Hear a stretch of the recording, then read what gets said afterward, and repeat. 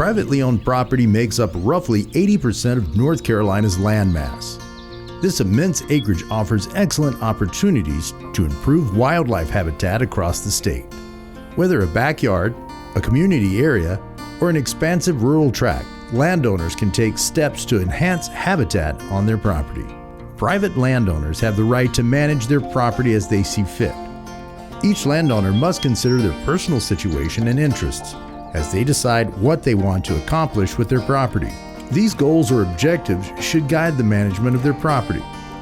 Native wildlife does not recognize property boundaries. The home range of many species can easily include parcels owned by multiple landowners and may cross municipalities, county, state, and even national jurisdictional boundaries. Migratory species may travel thousands of miles as they complete their life cycle. This journey allows residents of multiple states, countries, and territories to enjoy these species. A host of pollinators and beneficial insects can thrive on private property with a little management effort.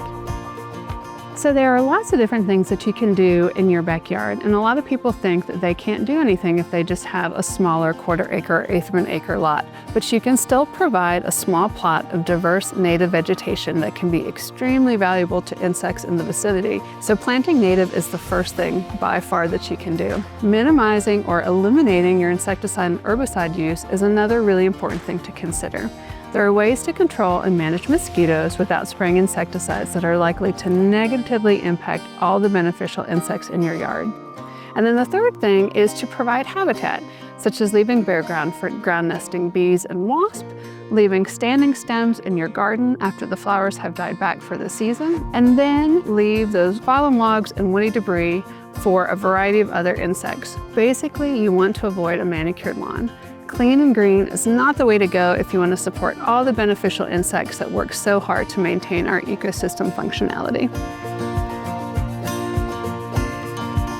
So this is a really nice little pollinator plot in a backyard garden, and when we talk about pollinator plots, we really want to focus on having available nectar and pollen resources all the way from early in the spring through late in the fall.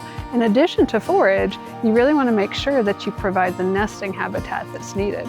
And so this is an example of why you should necessarily cut back your plants in the fall. So if we look at the inside of this ironweed stem, you can see this kind of white material. It's really soft and pithy.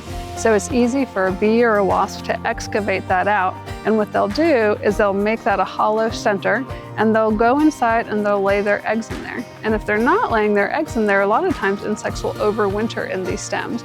So while some people might look at this and think that it's ugly and it needs to be cut back in the fall, it's actually really valuable from a nesting perspective as well as an overwintering perspective for a lot of different types of insects. Whether you own 1,000 acres or rent an apartment with a window box, there are opportunities for you to invite more native beneficial insects to your property.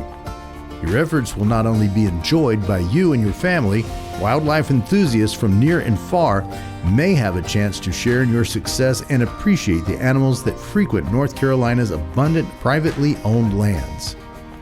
For more information about the animals that may visit your property and how you can make your property more attractive to our native wildlife, please visit ncwildlife.gov.